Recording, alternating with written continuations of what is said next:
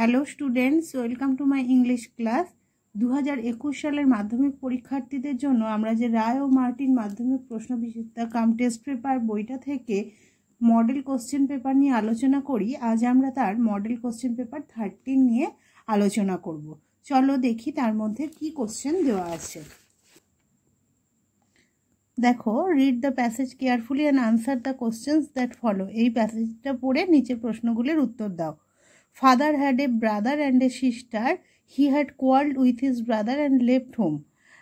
তাহলে এটা বুঝতে পারছো কোথা থেকে নেওয়া হয়েছে, আওয়ার রানঅ্যাওয়ে কাইট। তোমাদের টেক্সট বুকে যে আওয়ার রানঅ্যাওয়ে কাইট প্যাসেজটা দেওয়া আছে সেখান থেকে এই সিনটা নেওয়া আছে। এবার এর দাগে কি বলেছে, write the correct alternative to complete the following sentences. সঠিক উত্তরটা নির্বাচন করো সেন্টেন্সগুলো সম্পূর্ণ করার জন্য। এরটা, Father found his brother very old, alive, had expired or on deathbed.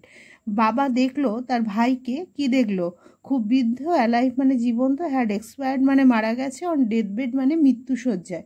তাহলে আমরা এখানে দেখি যে কি দেখেছিলাম যে years afterward he felt sorry and when he went back, যখন তিনি ফিরলেন, he found his brother had died, তিনি দেখলেন যে তার ভাই মারা গেছে। তাহলে অপশান 3 কি হয়ে যাবে, হ্যাড এক্সপায়ার্ড, মারা গেছে। বিয়েরটা দেখো, father had just received a letter from, বাবা একটা চিঠি পেয়েছেন, ফ্রম মানে থেকে, কার থেকে চিঠিটা পেয়েছিলেন, Dick, Mimi, aunt Esther or his brother, কার থেকে তিনি চিঠি পেয়েছিলেন। তাহলে তিনি চিঠিটা পেয়েছিলেন কার থেকে, এই যে ফাদার রিসিভড হার লেটার, বাবা তার চিঠি পেলেন। কার চিঠি পেলেন, এখানে তার আগেই বলা আছে আন্ট এস্থারের কথা, আন্ট এস্থারের থেকে তিনি চিঠি পেয়েছিলেন। তাহলে বিয়ের 3 দাগেরটা হয়ে যাবে রাইট আনসার। শিয়ারটা দেখো, the kite was discovered on the top of a tree, hill, tower, arms আর রুফ টপ। ঘুড়িটা কোথায় পাওয়া গিয়েছিল, ঘুড়িটা কোথা থেকে পাওয়া গিয়েছিল। তাহলে আমরা কি দেখলাম, দে ডিসকভার্ড দ্য কাইট, তার ঘুড়িটা পেয়েছিল on the top of a tree, তাই তো, একটা গাছের ওপর থেকে। তাহলে এখানে কোনটা হয়ে যাবে, ট্রি। শিয়ের একেরটা হয়ে যাবে রাইট আনসার।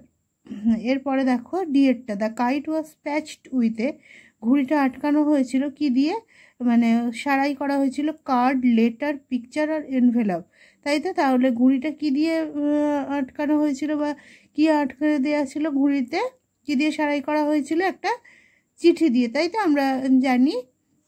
এই যে the when there mother saw the kite patched with the letter, একটা চিঠি দিয়ে আটকানো ছিল ঘুড়িটা। তাহলে ডি এর অপশান 2 হয়ে যাবে রাইট আনসার।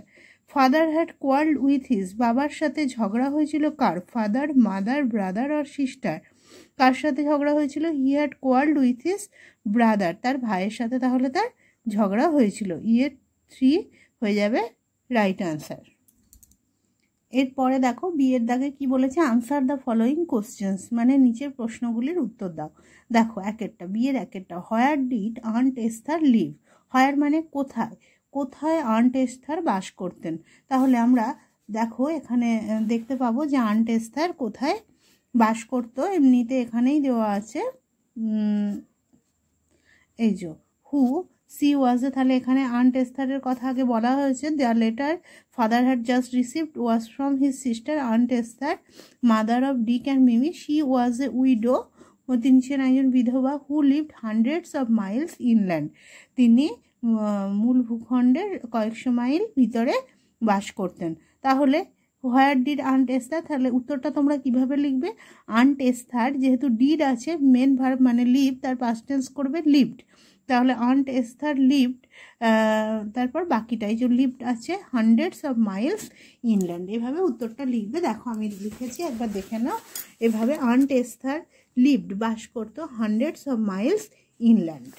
এরপরে দেখো দুইয়েরটা কি বলেছে, বিয়ের দুইয়েরটা, who sent the letter to the narrator's father, who মানে কে, সেন্ট মানে পাঠিয়েছিল, দ্য লেটার চিঠিটা কে পাঠিয়েছিল, টু দ্য ন্যারেটার্স ফাদার মানে বক্তার বাবাকে চিঠিটা কে পাঠিয়েছিল। তাহলে আমরা দেখেছি চিঠিটা আন্ট এস্থার পাঠিয়েছিল, তাহলে হুয়ের জায়গা শুধুমাত্র আন্ট এস্থার লিখে বাকিটা লিখে দিলেই হবে, আন্ট এস্থার। তাহলে আনসারটা কী হবে, aunt Esther sent the letter to the narrator's father.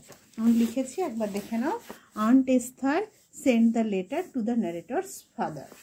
তিনেরটা দেখো কি বলেছে, how was aunt Esther Dick and Mimi according to the narrator. তাহলে মানে হাউ কেমন ছিল, aunt Esther Dick and Mimi according to the narrator মানে বক্তার মত অনুযায়ী তারা কেমন ছিল। তাহলে দেখো এখানে আমরা দেখেছি সে বলেছে যে aunt Esther is a dear and Dick and Mimi are too jolly for words, মানে আন্ট এস্থার খুব প্রিয় ছিল, এছাড়া ডিক আর মিমি খুব চটপটে কথাবার্তায় ছিল, হাসি খুশি। তাহলে এখানে কিন্তু দেখো কোশ্চেনটা আমাকে ওয়াজ মানে পাস্ট টেন্সে দিয়েছে, তাই আমি এই সেন্টেন্সটা লিখলেও আমাকে একটু পাস্ট টেন্সে লিখতে হবে। তাহলে কি লিখবে, আন্ট এস্থার ইজ দেবে না was, dear and Dick and Mimi were too jolly for words. তাহলে আমি দেখো এভাবে লিখেছি, aunt Esther was a dear, তবে তার আগে এটা একটু লিখে দেবে যেহেতু ওখানে অ্যাকর্ডিং টু দেওয়া আছে, তাহলে অ্যাকর্ডিং টু এখানে দেওয়া আছে দেখো অ্যাকর্ডিং টু দ্য ন্যারেটর, সেটাই লিখে দেবে একটু, অ্যাকর্ডিং টু দ্য ন্যারেটর মানে বক্তার মত অনুযায়ী এই কথাটা, according to the narrator comma দিয়ে aunt Esther was a dear and Dick and Mimi were too jolly for words. এবার দেখো 2 নম্বর দাগে কি বলেছে, read the poem and answer the questions that follow. কবিতাটা পড়ে নিচের প্রশ্নগুলির উত্তর দাও। দেখো কবিতাটা, and I think it no disgrace to occupy my place, if I am not so large as you, you are not so small as I, and not half so spry. তাহলে এটা কোথা থেকে দিয়েছে, তোমাদের টেক্সট বইয়ের poem fable থেকে এটা দেওয়া হয়েছে। চলো প্রশ্নগুলো নিয়ে আলোচনা করা যাক। প্রথমে দেখো এর দাগে কি বলেছে, write the correct alternative to complete the following sentences. সঠিক উত্তরটা বেছে নাও সেন্টেন্সটা কমপ্লিট করার জন্য। And not half so spry, here the word spry means. এখানে স্প্রাই কথার অর্থ কি, এখানে স্প্রাই কথার অর্থ প্রাণোচ্ছল। তাহলে এখানে অপশানগুলোর মধ্যে ইন্টেলিজেন্ট মানে বুদ্ধিমান, লেজি মানে অলস, লাভলি মানে যাকে ভালোবাসা যায়, অ্যাক্টিভ অ্যান্ড লিভলি মানে যে অ্যাক্টিভ মানে কি বলবো, সতেজ মানে কাজ করছেন, লিভলি প্রাণবন্ত। তাহলে স্প্রাই মানে কি হবে, অ্যাক্টিভ অ্যান্ড লিভলি। অপশান 4 হয়ে যাবে রাইট আনসার। বিয়েরটা দেখো, the mountain can not, the mountain পারে না, ক্যান নট মাউন্টেন মানে কি পর্বত, ক্যান মানে পারা, ক্যান নট পারে না, কি করতে পারে না, carry forest on its back, এর পিঠে ক্যারি ফরেস্ট মানে জঙ্গলকে বহন করতে পারে না, make a path for the squirrel, make a path মানে রাস্তা, একটা রাস্তা, মেক মানে তৈরি করা, রাস্তা তৈরি করতে পারে না, ফর দ্য স্কুইরেল মানে কাঠবেড়ালির জন্য একটা রাস্তা তৈরি করতে পারে না, ক্র্যাক এ নাট মানে বাদাম, একটা বাদামকে ভাঙতে পারে না, move from one place to another এক জায়গা থেকে অন্য জায়গায় যেতে পারে না। তাহলে আমরা কবিতায় যতটুকু দেখেছি সেখানে মাউন্টেন পারে না বলতে কি দেওয়া আছে, ক্র্যাক এ নাট একটা বাদামকে ভাঙতে পারে না। তাহলে অপশান 3 হয়ে যাবে রাইট আনসার বিয়েরটা। সিয়েরটা, the squirrel can not carry on its back, the squirrel কাঠবেড়ালি ক্যান নট পারে না ক্যারি বহন করতে অন ইটস ব্যাক, কোন জিনিসটা কাঠবেড়ালি তার পিঠে বহন করতে পারে না। একে দেখো, দ্য মাউন্টেন পর্বতকে, দ্য ফরেস্ট জঙ্গল, দ্য নাট বাদাম, দ্য রিভার নদী। তাহলে আমরা কবিতায় যেটা পেয়েছি সেটা কি দেখেছি, যে স্কুইরেল কি করতে পারে না, তার পিঠে জঙ্গলকে বহন করতে পারে না, ক্যারি করতে পারে না। তাহলে অপশন 2 দ্য ফরেস্ট এটা হয়ে যাবে রাইট আনসার। ডিএটা দেখো, during the quarrel the squirrel was,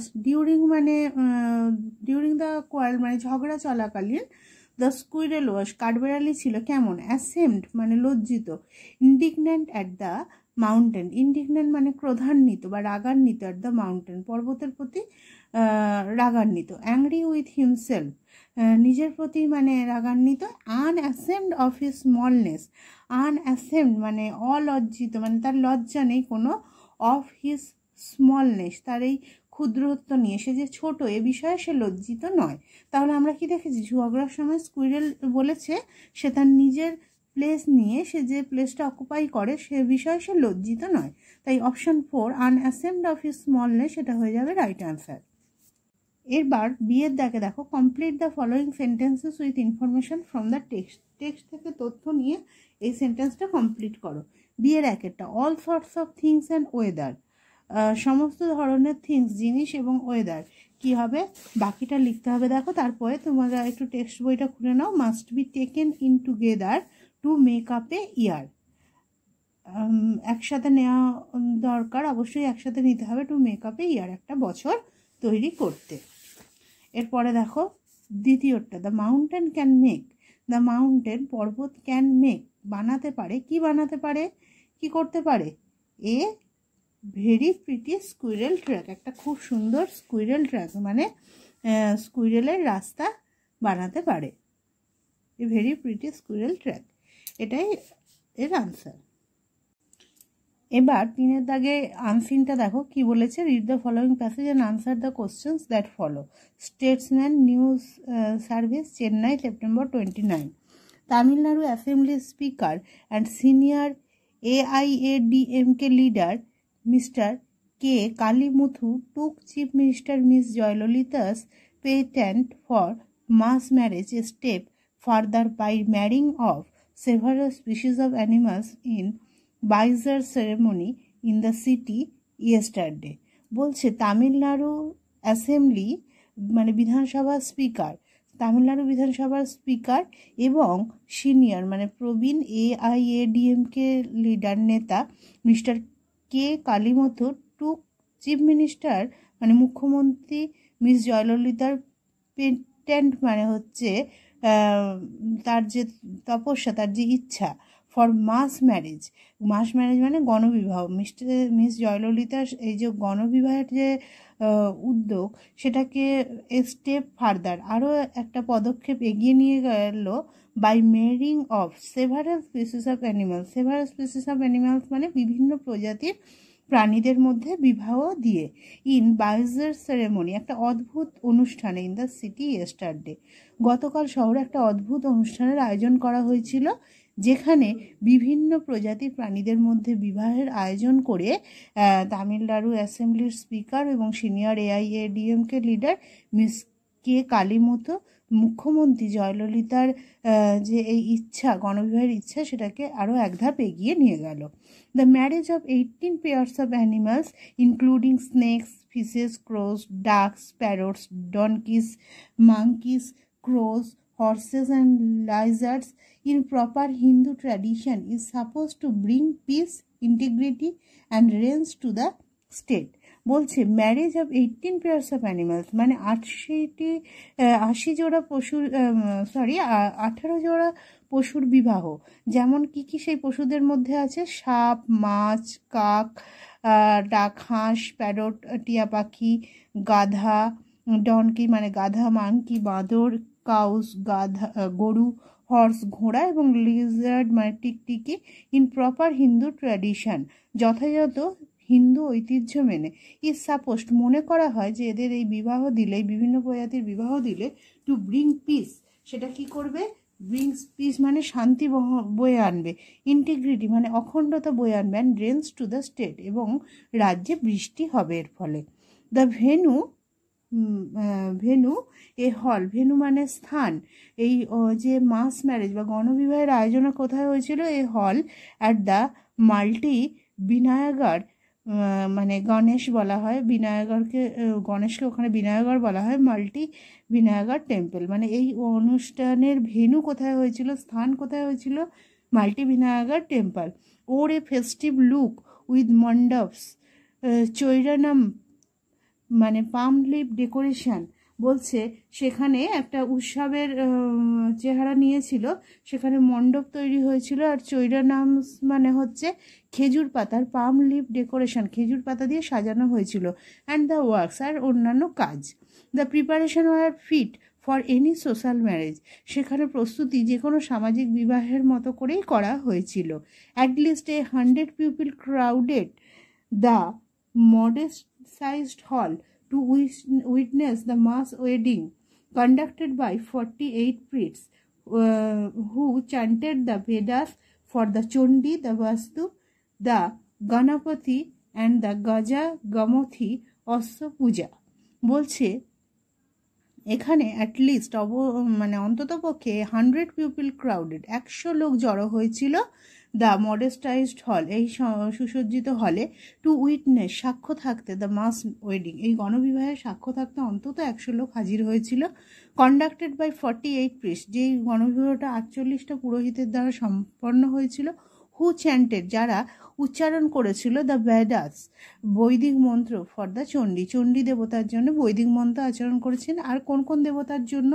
the বাস্তু, দ্য গণপতি অ্যান্ড দ্য গজাগমতি অশ্ব পূজা, এই সমস্ত পূজার জন্য যারা বৈদিক মন্ত্র উচ্চারণ করেছেন। After keeping the couples nervous and uncomfortable long enough, mangalsutras are tied around the necks of the birds. বলছে দম্পতিদের নার্ভাস অ্যান্ড আনকমফর্টেবল, উদ্বিগ্ন এবং অস্বস্তিকর রাখার পরে, লং এনাফ, যথেষ্ট টাইম তারা নার্ভাস এবং আনকমফর্টেবল ছিল, তারপর মঙ্গলসূত্র বাঁধা হয়েছিল around the neck of the birds, মানে পাখিদের গলায়। We are doing this for world peace and integrity, আমরা এটা করছি পৃথিবীর শান্তি এবং অখণ্ডতার জন্য। And also to beseech the rain god to show mercy, এছাড়া যাতে ভগবান বৃষ্টির দেবতা যাতে দয়া দেখেন সেই জন্য। An organiser said, an organiser মানে একজন উদ্যোক্তা এ কথা বলেছিল। তাহলে তারা এগুলো কেন করছে? পৃথিবীতে যাতে শান্তি এবং অখণ্ডতা থাকে এবং বৃষ্টি নামে, এই জন্য। A human couple to were married of under the same pandal, একটা হিউম্যান কাপল মানে মনুষ্য দম্পতিরও বিবাহ হয়েছিল, ওয়ার টু ম্যারিড, তাদেরও বিয়ে হয়েছিল আন্ডার দ্য সেম প্যান্ডেল, এই একই প্যান্ডেলে। While another celebrated the husband Sadabhishekam, মানে 80th বার্থডে, আর অন্য আরেকজনরা কি করেছিল? তার স্বামীর সাদাভিষেকম বলে একটি অনুষ্ঠান, তার মানে হচ্ছে 80th বার্থডে, মানে 80তম জন্মদিন পালন করা হয়েছিল। এবার চলো প্রশ্নগুলো। টিক দ্য রাইট আনসার, সঠিক প্রশ্নের মাথায় দাগ দাও। The wedding hall was decorated with, এই ওয়েডিং হল কি দিয়ে সুসজ্জিত হয়েছিল? Banana leaf, palm leaf, mango leaf or tamarind leaf. তাহলে আমরা দেখেছি ওটা পাম লিভ মানে খেজুর পাতা দিয়ে সাজানো হয়েছিল। The temple is dedicated to, এই মন্দিরটি কাকে উৎসর্গকৃত ছিল? Lord Shiva, lord Vishnu, lord গণেশের, লর্ড ব্রহ্মা। তাহলে আমরা দেখেছি এখানে at the Malti Vinayagar Ganesh temple, তাহলে মন্দিরটা কার ছিল? লর্ড গণেশা, ভগবান গণেশের। Option C. 3 দাগে, the marriage ceremony was held on, এই বিবাহটা অনুষ্ঠিত হয়েছিল কবে? সেপ্টেম্বর 25, সেপ্টেম্বর 28, তারপরে সেপ্টেম্বর 29 আর সেপ্টেম্বর 30। তাহলে আমাদের ডেটটা কবে হবে? দেখো এখানে রিপোর্টটা কবে বেরিয়েছে? সেপ্টেম্বর 29, এবং বলেছে এই ঘটনাটা সিটি ইয়েস্টারডে, গতকাল। তাহলে গতকালের ঘটনাটা রিপোর্ট হচ্ছে, তাহলে কবে সেটা হবে? সেপ্টেম্বর 28, তাই তো? সেপ্টেম্বর 28 তারিখে তাহলে ঘটনাটা ঘটেছিল। The text is a news paper report, story, এসে অর বায়োগ্রাফি। তাহলে আমরা বুঝতেই পারছি এটা পেপারের নাম দেওয়া আছে স্টেটসম্যান নিউজ সার্ভিস, চেন্নাই, তাহলে এটা কি? News paper report. অপশান এ।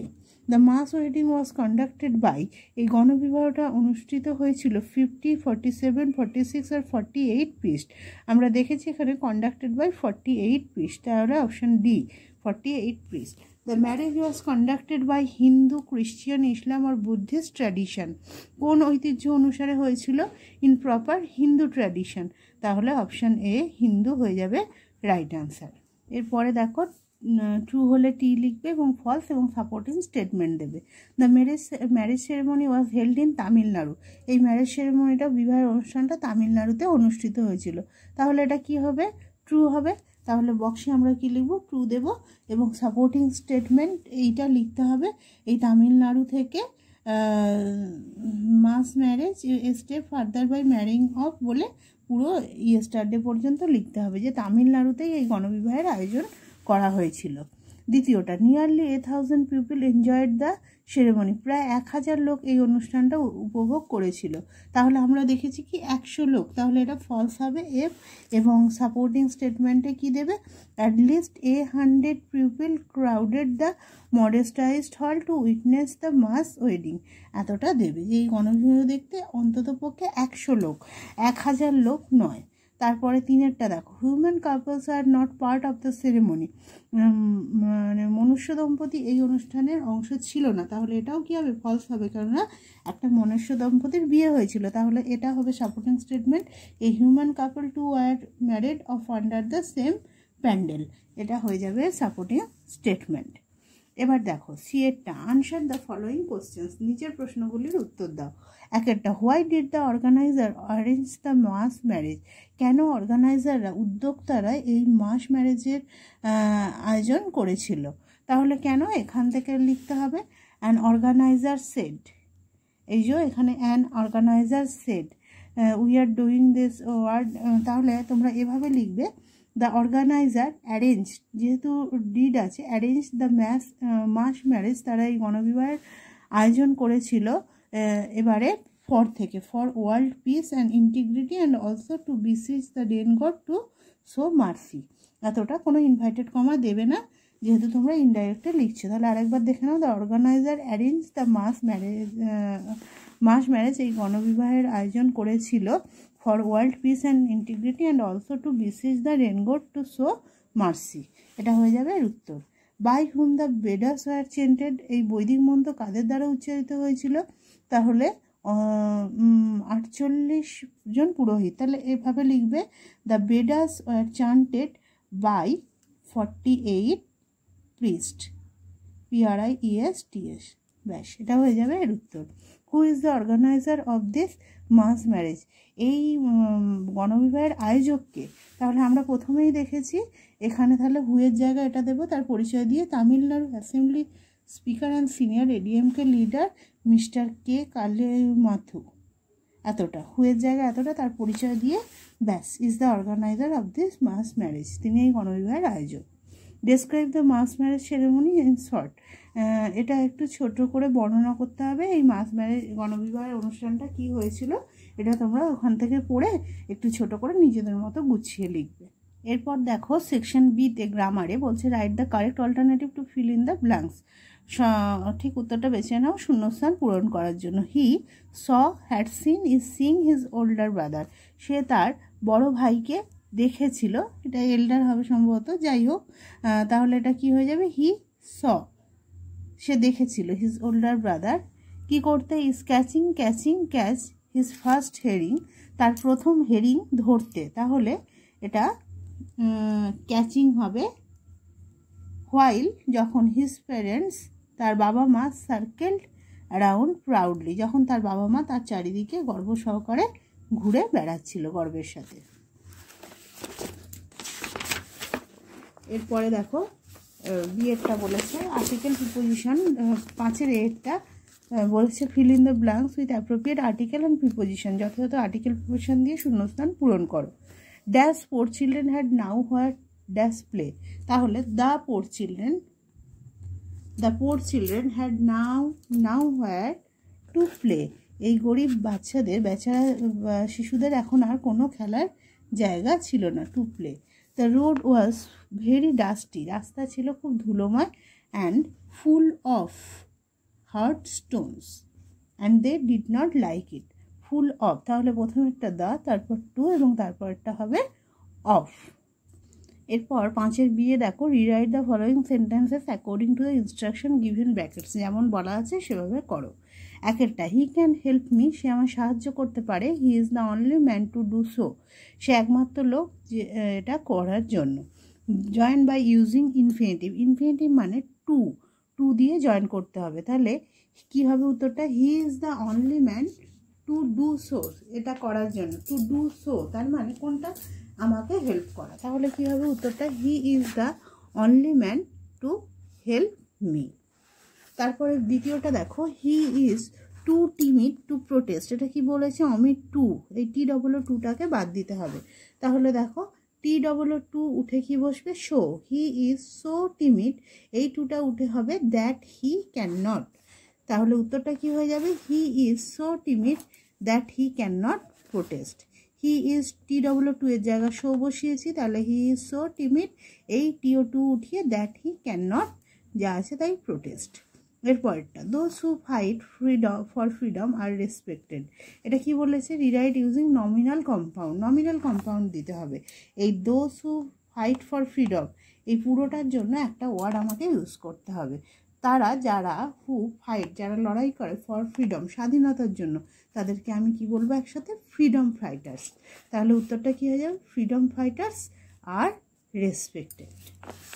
এরপরে দেখো ফ্রেজাল ভার্ব, সি এর দাগের ফ্রেজাল ভার্বগুলো কি বলেছে, please help me to solve, তলায় লিস্ট আছে, লিস্ট থেকে আমাকে বসাতে হবে। সলভ, সলভ মানে সমাধান করা, এখানে কি হবে ওয়ার্কআউট, তাহলে সলভের জন্য আমি কি দেবো, সলভ মানে ওয়ার্কআউট মানে সমাধান করা। Prices of things are increasing now, increase মানে বৃদ্ধি পাওয়া, জিনিসের দাম বৃদ্ধি পাচ্ছে, ইনক্রিজ, তাহলে ইনক্রিজ মানে এখানে হবে গো আপ, কিন্তু যেহেতু এটা ইনক্রিজিং আছে তাহলে আমার উত্তর কি হবে going up. The fireman extinguished the flame, extinguished মানে নেভানো, তাহলে নেভানো মানে কি হবে পুট আউট, তাহলে এক্সটিংগুইশডের জন্য কি হবে পুট আউট। আজ এই পর্যন্তই, আশা করি ভিডিওটা তোমাদের কাজে লাগবে। পরের দিন আমরা মডেল কোশ্চেন পেপার 14 নিয়ে আলোচনা করব।